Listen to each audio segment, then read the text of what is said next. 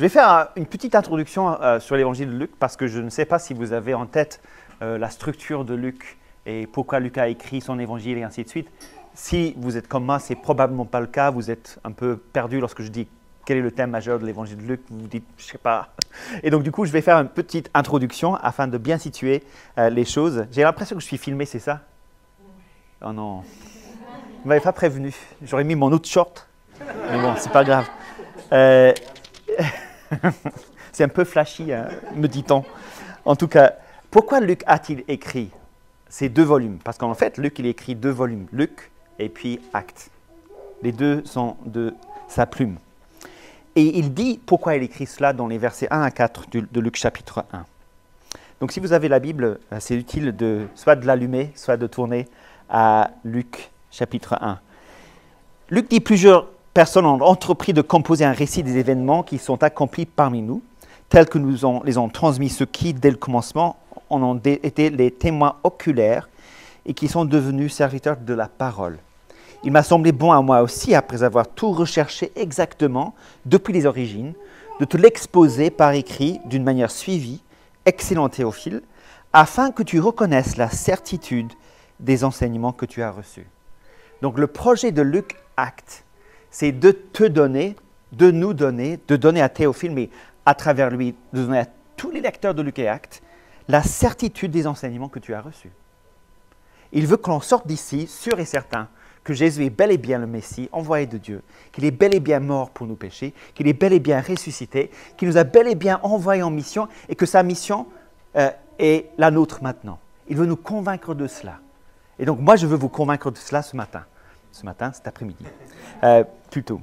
Donc la certitude. Et si Luc parle de certitude, c'est parce que je pense que quelque part, Théophile, et peut-être nous aussi, il y a certains doutes qui peuvent s'infiltrer dans notre façon de vivre notre foi.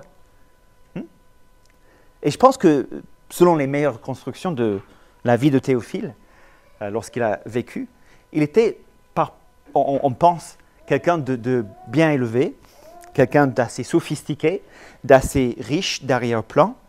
Il se retrouvait à vivre la vie d'église. Et lorsqu'il regardait autour de lui, dans son église, il voyait des personnes venues de toutes parts. Il voyait des pauvres. Il voyait des esclaves. Il voyait un peu le rebut de la société. Il ne pouvait pas être impressionné, à vue humaine, de la foule qui était là.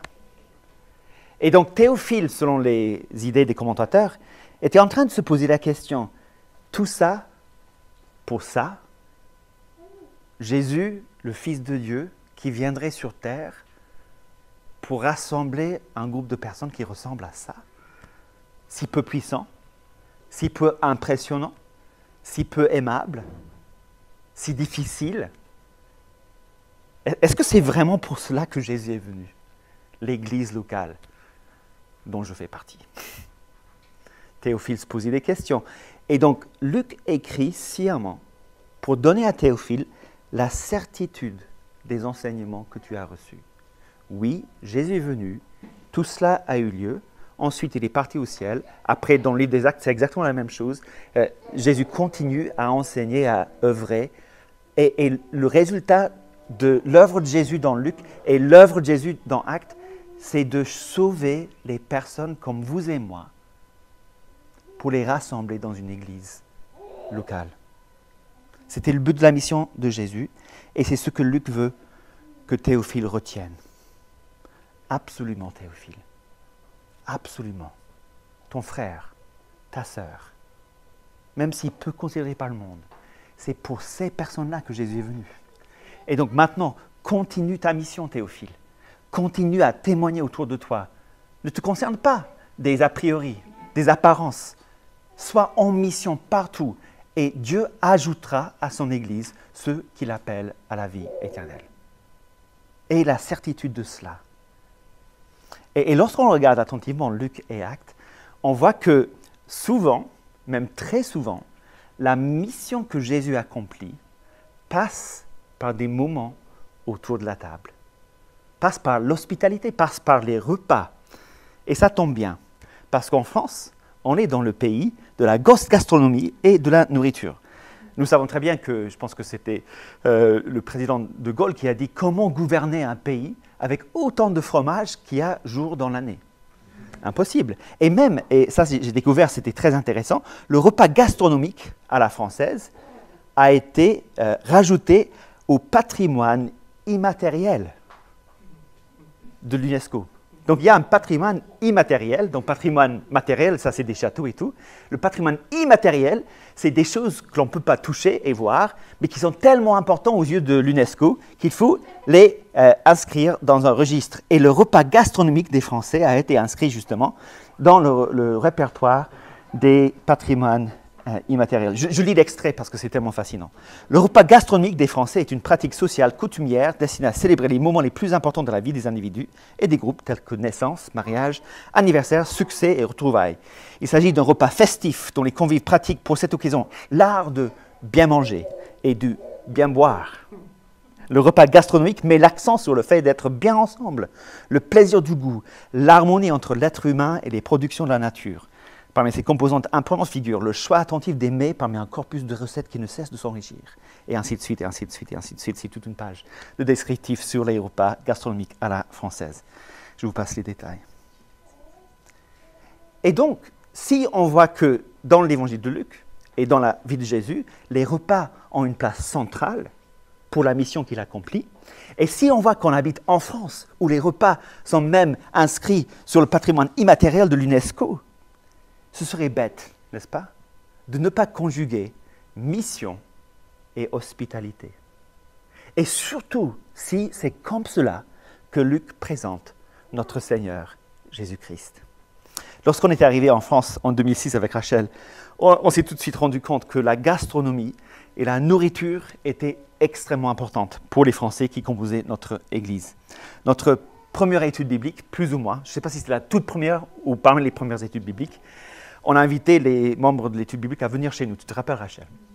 Donc, nous, on prépare nos tisanes, parce qu'on avait appris que tisane, c'était ce qu'on mangeait, on buvait après le repas. Donc, tisane était là. Tisane, on ne connaissait pas avant. Et on avait arrangé les choses comme il fallait. J'avais préparé l'étude biblique sur les 10 commandements, si mes souvenirs sont bons. Et il y a les gens qui arrivent les unes après les autres. Et il y avait une dame qui arrive avec un sac en plastique à la main. Elle s'assoit et je regarde le sac en plastique. Voilà. Elle attend. Il y a un autre monsieur qui arrive et enfin, elle ouvre le sac en plastique. Parce que le monsieur qui vient d'arriver, c'était le spécialiste local des champignons. Il connaissait tous les champignons, bons ou mauvais. Il savait si on pouvait manger ou pas les champignons des champs. Il était consulté par tout le monde. Et donc, elle prend son sac en plastique, elle montre à ce monsieur-là le champignon qu'elle avait trouvé dans son jardin, gros champignon. Il dit, est-ce que je peux manger ça, Yves? Et Yves dit, Laurence, c'est super, c'est un cèpe. Magnifique, c'est un des meilleurs. Il commence à parler de son cèpe. Et moi, j'étais là avec la Bible et les 10 commandements et je me disais, mais qu'est-ce que je fais maintenant? Je pensais que j'allais faire une étude biblique, mais là, on est en train de parler de bouffe. Et donc, du coup, ça, de fil en aiguille, il commence à commenter le cèpe, commencer à commenter comment on cuit un cèpe comme cela. Et il se tourne vers moi et il me dit, Philippe, est-ce que tu as une poêle? J'ai dit, j'ai une poêle. Est-ce que tu as du beurre? Oui. Persil? Oui. Ail? Oui. Sel? Poivre? Oui. Allons-y. Donc tout le monde se lève, tout le monde se déplace dans la cuisine, on coupe le gros champignon, il cuit ça à la poêle avec du beurre et c'était excellent. Et donc une demi-heure, 45 minutes après le supposé commencement de mon étude biblique, on était en train de manger des champignons. Et oui, on était en France. On n'était plus en Irlande du Nord, on était en France. On a appris beaucoup de choses à ce moment-là. La place de la nourriture, mais aussi cette hospitalité qui est là. Ce contact humain qui se crée autour des repas. C'est intéressant. Et puis on découvre que dans l'évangile de Luc, Luc dit 2 fois « le Fils de l'homme est venu ». Et à chaque fois, il complète cette phrase d'une manière différente.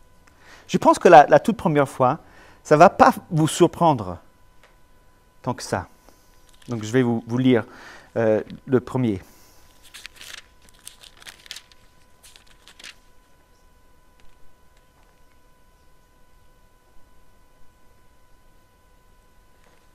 Je suis perdu dans ma Bible. Donc c'est dans Luc 19, au verset 10. Luc 19, 10. Le Fils de l'homme est venu chercher et sauver ce qui était perdu. Ça, on connaît, n'est-ce pas? Le Fils de l'homme est venu chercher et sauver ce qui était perdu. Ça rejoint l'idée du début. Théophile était en train de penser, est-ce que c'est pour cela que Jésus est venu? Luc dit, oui, oui, oui, effectivement, Jésus est venu chercher et sauver les perdus. Luc 7, 34. Le Fils de l'homme est venu, mangeant et buvant. Et vous dites, c'est un homme qui fait banchère et un buveur de vin, un ami des péagers et des pêcheurs. Mais la sagesse a été justifiée par tous ses enfants. Pourquoi Jésus est venu? Il est venu sauver les perdus, chercher et sauver les perdus. Comment Jésus est-il venu? Il est venu mangeant et buvant. La façon dont il a accompli sa mission, en allant jusqu'à la croix, c'était de manger et de boire avec les personnes qui étaient exclues de la société des religieux, qui étaient rejetées par les autorités religieuses. Il est venu pour sauver, il est venu en mangeant et buvant. Conclusion, déjà, c'est que si nous voulons, nous, chercher les perdus, les voir être sauvés par Jésus, ça va passer inévitablement par des moments où on mange et on boit ensemble, où on montre, où on dit haut et clair, mais aussi qu'on montre pratiquement qu'on accueille tout un chacun en les invitant à manger et à boire avec nous. Et c'est ce que l'on voit dans la première partie de ce que nous allons regarder ensemble. C'est dans Luc chapitre 5. C'est une histoire bien connue et ça commence au verset 27 de Luc chapitre 5. C'est l'appel de Lévi.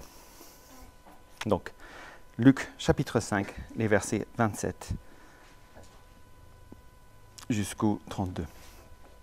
Après cela, après avoir guéri le paralytique, après avoir pardonné les péchés du paralysé, après cela, Jésus sortit et il aperçut un péager nommé Lévi, assis au bureau des péages. Il lui dit, « Suis-moi ». Lévi laissa tout, se leva et le suivit. Lévi lui fit un grand festin dans sa maison. Il y avait une foule nombreuse de péagers et d'autres personnes à table avec eux. Les pharisiens et leurs scribes murmuraient et disaient à ses disciples, « Pourquoi mangez-vous et buvez-vous avec les péagers et les pêcheurs ?» Jésus prit la parole et leur dit, « Ce ne sont pas ceux qui sont en bonne santé qui ont besoin de médecins, mais les malades. Je ne suis pas venu appeler les justes, mais des pécheurs à la repentance. » Tout se passe dans cette histoire. D'abord, première chose, Jésus appelle Lévi. Jésus vient d'entrer en conflit avec les autorités religieuses en disant qu'il peut pardonner les péchés, et guérir un paralysé, il vient de le faire. Et après cela, c'est comme si Jésus est maintenant en mission et il veut déranger tout le monde. C'est comme s'il veut laisser sa carte de visite et montrer à tout le monde à quoi il ressemble véritablement. Donc voilà, il va sortir et c'est comme s'il se dit, qui puis-je appeler pour choquer au plus les religieux, les personnes qui ne sont pas contents de moi. Et donc il sort et il voit Lévi. Il aperçut un péager nommé Lévi. Alors le contexte, ça vous le savez très bien, c'est un péager, donc un collecteur d'impôts. C'est le pire de tous les collaborateurs de l'époque. C'est le pire pécheur qu'on puisse imaginer. Donc si Jésus veut chercher quelqu'un de perdu, s'il veut chercher quelqu'un qui est absolument exclu de la société, c'est le péager. Et donc il le voit, assis même en train de compter l'argent malhonnêtement gagné. Il est assis au milieu de son péché, au milieu de tout ce qui fait sa honte. Il est là. Et il lui dit, « Suis-moi ». Le prophète itinérant qui vient de dire, « J'ai le pouvoir et l'autorité de pardonner les péchés. J'ai le pouvoir de guérir les paralysés. » Le prophète religieux qui commence à avoir une réputation, une bonne réputation, il appelle le plus grand des pécheurs à le suivre. Alors je vais m'arrêter là. 2 secondes. Parce que je trouve que si on double-clique sur l'idée « suis-moi », qu'est-ce qu'on a derrière? Qu'est-ce que cela veut dire vraiment que Jésus dise à Lévi « suis-moi » ? On peut le conjuguer, si vous voulez. Cela veut dire déjà, je te connais. Si je te disais « suis-moi », ça impliquerait que j'ai une certaine connaissance de qui tu es. Et donc, il est assis à son bureau de péager, il est en train de compter son argent, il est notoire de sa réputation. Jésus sait, je te connais. Et malgré tout ce que je connais de toi, je veux quand même que tu me suives. Je te connais. Et donc, tu te places à la place de Lévi, et c'est un peu ce que Théophile est invité de faire, et nous aussi, lorsqu'on lit l'évangile de Luc. Si nous avons répondu positivement à l'appel de Jésus de le suivre, on est en train de dire, Jésus, je sais que tu me connais. Je sais que tu me connais dans tout mon péché. Je sais que tu me connais dans tout ce que je suis, dans toutes mes attitudes, toutes mes pensées noires, toutes mes attitudes négatives, tout ce que je suis en moi-même. Je sais que tu me connais et pourtant tu me dis, suis-moi. Et je pense que dans un instantané, Lévi se rend compte de cela. Et il regarde ce prophète. Et Jésus a 30 ans, il doit être quelque chose de magnifique dans un sens, avec son sens de l'identité qu'il a. Et sa puissance oratoire, et tout ce qu'il sait faire, il doit être impressionnant. Et lorsque Lévi voit celui-là en train de lui dire « Toi, suis-moi », Lévi doit se dire « Waouh ». Mais pas seulement cela, pas seulement je te connais, mais Lévi, tu es le bienvenu. Je te connais et tu es le bienvenu. J'ai une place pour toi. Tu peux venir avec moi, tu peux m'accompagner. Tu es le bienvenu. Et Lévi doit se dire dans sa tête, moi, je suis le bienvenu avec un religieux, avec un prophète itinérant, avec un guérisseur, avec quelqu'un qui sait faire les choses que Jésus fait, quelqu'un de sa bonne vie. Je suis le bienvenu. Pas seulement cela, mais je pense que derrière cette idée de « suis-moi », il y a quelque chose du genre « je t'apprécie ». Je t'apprécie. Je te vois, je te connais, tu es le bienvenu, et en plus de cela, je t'apprécie. Au-delà de cela, tu appartiens. Dans le groupe que je vais former, ce groupe que Théophile regardait avec un œil un peu inquiet, oui, toi Lévi, péager, tu appartiens. Tu fais partie du groupe. Tu es plus à l'extérieur, tu es plus exclu, tu es maintenant inclus. Lorsque Jésus dit « suis-moi », il dit aussi à Lévi « je t'accepte ». Je t'accepte tel que tu es. Viens, suis-moi. Il ne lui dit pas « arrête et suis-moi ». Il ne lui dit pas « change de comportement et puis suis-moi ». Il lui dit tout simplement « suis-moi, viens comme tu es. Je te connais, tu es le bienvenu, je t'apprécie, tu appartiens, je t'accepte. » Et puis il dit, et ça c'est remarquable pour quelqu'un comme Lévi, passons du temps ensemble. Parce que si Jésus lui dit « suis-moi », l'appel est celui de quelqu'un qui dit à un futur disciple « je suis ton rabbin, je suis ton maître, tu vas maintenant passer du temps avec moi. Et cela veut dire que je veux passer du temps avec toi et que toi tu vas vouloir passer du temps avec moi. » Vous voyez de quelle manière on peut comprendre ces deux mots, assez simples d'apparence.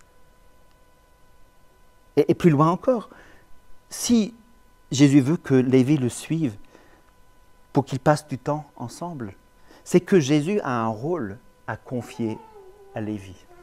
Parce que c'est comme ça les rabbins et les disciples. Les rabbins formaient les disciples afin de les transformer. Jésus dit, je m'engage pour toi. J'ai des choses à t'enseigner. Tu vas être transformé au contact de qui je suis, au contact de mon message.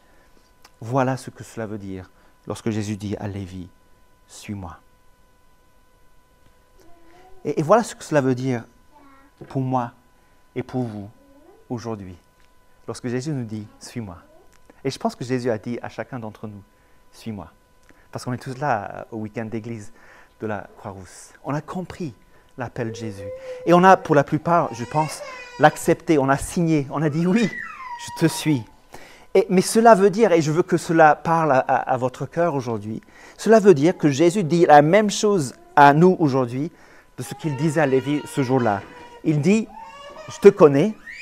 Il dit, tu es le bienvenu. Il dit, je t'apprécie. Il dit, tu appartiens. Il dit, je t'accepte. Il dit, passons du temps ensemble. Il dit, j'ai un rôle à te confier. Il dit, je m'engage pour toi. Et on verra que cela veut dire, je m'engage jusqu'à la croix pour toi. Et cela veut dire aussi, j'ai des choses à t'enseigner. Tu vas te transformer à mon contact. Tout cela, c'est encore vrai aujourd'hui. Et donc, pour moi, c'est un soulagement énorme de savoir que Jésus me dit, m'adresse la parole en me disant, suis-moi. Et pour vous aussi. Jésus appelle Lévi. Première chose qui se passe. Et la deuxième chose qui se passe, c'est que Lévi suit Jésus. Je pense que tout cela doit se passer en Lévi. Est-ce que Lévi avait déjà rencontré Jésus? Est-ce qu'il l'avait déjà entendu? Je ne sais pas, on ne le sait pas. Mais en tout cas, Lévi laisse tout. Il se lève et il suit Jésus. C'est aussi une description assez ramassée de ce que cela veut dire de suivre Jésus. On laisse tout, on se lève et on le suit.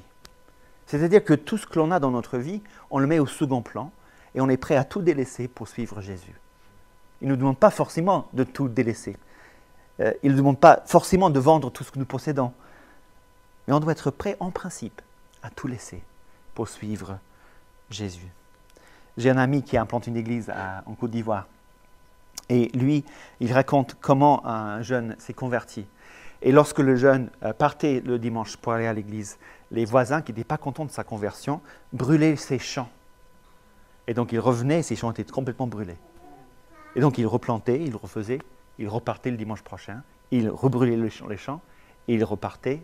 Donc, ils se sont fatigués à brûler ces champs avant que le jeune s'est fatigué d'aller à l'église. Il avait compris le principe. Suivre Jésus, c'est en principe tout laisser pour suivre Jésus. Troisième chose que l'on voit, et c'est le centre un peu de notre texte, et c'est aussi le thème de notre week-end d'église. Regarde ce qui se passe par la suite au verset 29. S'il y a une chose à retenir dans ce passage, c'est ce verset 29, lumineux. Lévi lui fit un grand festin dans sa maison. Il y avait une foule nombreuse de péagers et d'autres personnes à table avec eux. Remettons-nous dans le contexte de Théophile. Vous vous rappelez, ce Théophile qui doute, qui se pose la question, est-ce que c'était vraiment pour cela que Jésus est venu? Là, Luc est en train de dire à Théophile, je veux que tu aies la certitude de ce que tu as appris. Effectivement, Jésus est venu pour être fêté, célébré par des personnes de petite réputation autour des tables. Le grand festin est en l'honneur de Jésus. Imaginons la scène. Lévi vient de suivre Jésus. Il est couché, il est content. Enfin, il est accepté. Enfin, il y a de l'approbation de quelqu'un. Enfin, il est là. Et il se dit, qu'est-ce que je pourrais faire pour Jésus? Il m'a tellement béni en me demandant de le suivre. Qu'est-ce que je pourrais faire pour lui? Je vais faire un grand festin. Je vais faire une magnifique table. Je vais faire les meilleurs mets, les meilleurs vins, tout. Je vais inviter tous mes amis, tous mes péagers comme amis, toutes les prostituées que je connais, toutes les autres personnes. Je vais faire un grand festin et je vais inviter tout le monde à venir manger à ma table, dans ma maison. Et je vais inviter Jésus aussi. Il va être avec nous et on va manger ensemble. Et donc c'est ce qu'il fait et c'est ce qui se passe. Et si notre mission rimait avec ce verset 29, si notre mission était, comme Lévi, de retrouver à nous dire, comment est-ce que je pourrais remercier Jésus, montrer à Jésus que je suis tellement content, tellement reconnaissant, je vais inviter tout le monde à rencontrer Jésus chez moi. Je vais inviter tout le monde à rencontrer Jésus chez moi. Et si la mission rimait avec l'hospitalité généreuse et extravagante, si nos maisons étaient remplies de personnes qui ne sont pas encore chrétienne et de personnes qui sont déjà chrétiennes de cette Église. Et si au milieu de tout cela, on était en train d'honorer Jésus, est-ce qu'il n'y aurait pas quelque chose qui se passerait à ce moment-là, qui transformerait notre façon de vivre la mission? La mission ne serait plus des événements qu'on mettrait en place. La mission ne serait plus des choses déconnectées de notre vraie vie. La mission intégrerait notre vie naturellement, normalement, régulièrement. Parce qu'on aurait à notre table des personnes de tous horizons en train ensemble de rencontrer et d'honorer Jésus. Quatrième chose que l'on voit, les pharisiens ne sont pas contents, ils font objection. Les pharisiens et leurs scribes murmuraient et disaient à ses disciples, « Pourquoi mangez-vous et buvez-vous avec les péagers et les pêcheurs ?» Justement. Eux, ils voient ça d'un mauvais œil, mais c'est le centre de la mission de Jésus. C'est le centre donc de la mission de l'Église par sa suite. Cela va toujours provoquer des objections, et peut-être même chez nous, les chrétiens. Celui qui se porte bien maintenant spirituellement. Nous, on est maintenant en bonne santé spirituellement, on a rencontré Jésus, donc ça va. Et donc du coup, on se dit, on peut se passer des autres là, les personnes de mauvaise réputation, et on se referme dans notre petite bulle chrétienne, et on fait nos pratiques entre nous, pour nous faire plaisir, pour nous réconforter, pour nous consoler, pour nous protéger contre le mal dans le monde. Mais c'est le contraire de ce que Jésus fait. C'est le contraire de ce que Lévi fait. Lévi ne se renferme pas dans une bulle chrétienne, si ça pouvait exister à cette époque-là. Non, il veut que tout le monde rencontre ce Jésus-là qui lui avait dit une fois, « Suis-moi ». Quand je regarde l'Église, quand je regarde ma vie, combien de fois suis-je tenté de me renfermer dans une bulle chrétienne qui exclut d'office les personnes qui ne connaissent pas encore Jésus-Christ?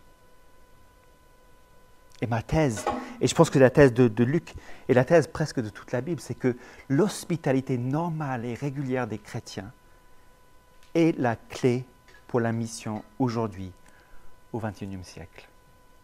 Si on devient réellement hospitalier, et on va en parler dans les petits groupes après, si on arrive à vaincre les obstacles qui sont là dans nos vies, qui nous empêchent de le faire, si on devient vraiment ce peuple-là qui font ensemble des festins en l'honneur de Jésus, alors là, on peut s'attendre à ce que beaucoup de personnes, au moins entendent parler de Jésus, sinon, commencent à le suivre.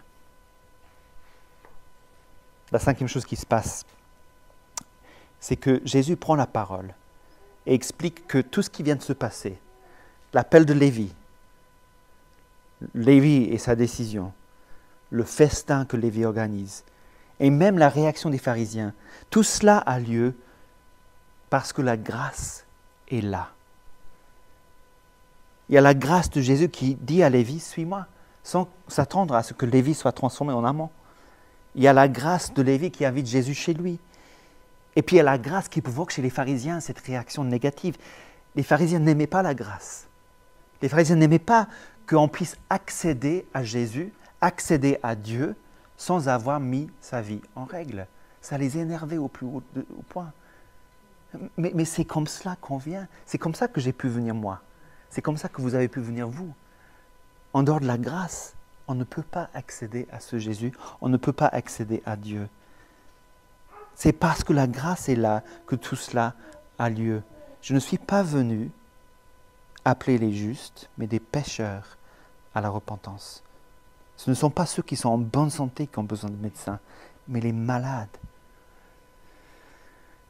Est-ce qu'on est prêt à reconnaître qu'on est malade? Est-ce qu'on est prêt à reconnaître qu'on n'est pas en bonne santé naturelle par nous-mêmes? Est-ce qu'on est prêt à reconnaître qu'on est des pécheurs qui ont besoin de se repentir? Si c'est le cas, et si on se rappelle constamment de cela, on va être dans le modèle de Lévi, toujours en train de dire « Waouh, qu'est-ce que je peux faire pour montrer ma reconnaissance à Jésus et pour continuer sa mission sur terre ?»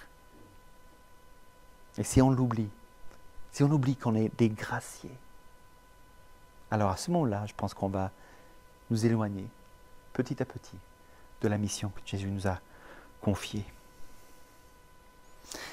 La grâce dans cette histoire, la grâce tout autour de cette histoire, la grâce dans la guérison du paralysé, la grâce dans le pardon des péchés du paralysé, la grâce qui suit lorsque Jésus explique que lui, il est la personne qui est venu être l'époux de l'Église, verset 34. Et donc pourquoi jeûneront ses disciples lorsqu'il est avec eux? La grâce remplit cette histoire et déborde sur toutes les histoires autour. Si on a compris la grâce, si on a compris qu'on avait besoin que Jésus vienne chercher les perdus que nous sommes, alors à ce moment-là, on va emboîter le pas à ce même Jésus pour vivre de la même manière et pour être au contact des mêmes personnes, à savoir les personnes qui sont perdues, qui peuvent être décrites comme des pécheurs, même les pires des pécheurs. Et lorsqu'on regardera autour de notre table, et lorsqu'on voit tout un chacun en train de manger et de boire avec nous, on ne va pas se dire comme Théophile, tout ça pour ça. On va se dire, super, on est en train de revivre le grand festin en l'honneur de Jésus, de Lévi. Je vais prier et je vais demander à Jésus de nous aider à aller de l'avant dans cette mission-là. Prions ensemble. Merci notre Dieu, notre Seigneur, parce que tu nous as fait grâce. Tu nous as montré la grâce, parce que tu es venu nous chercher lorsque nous étions perdus. Tu es venu nous pardonner lorsque nous étions remplis de mal. Tu nous as pris là où nous étions et tu nous as dit, suis-moi. Seigneur, nous sommes infiniment reconnaissants pour cela. Et nous voulons vivre selon cette reconnaissance. Nous voulons vivre en te louant, en t'honorant, en te gardant constamment en tête. Et nous voulons également te suivre en étant comme toi, engagés auprès des personnes qui ne te connaissent pas encore. Seigneur, je prie que cette Église de la Croix-Rousse puisse vivre de plus en plus cette mission-là à Lyon et aux alentours. Au nom de Jésus. Amen.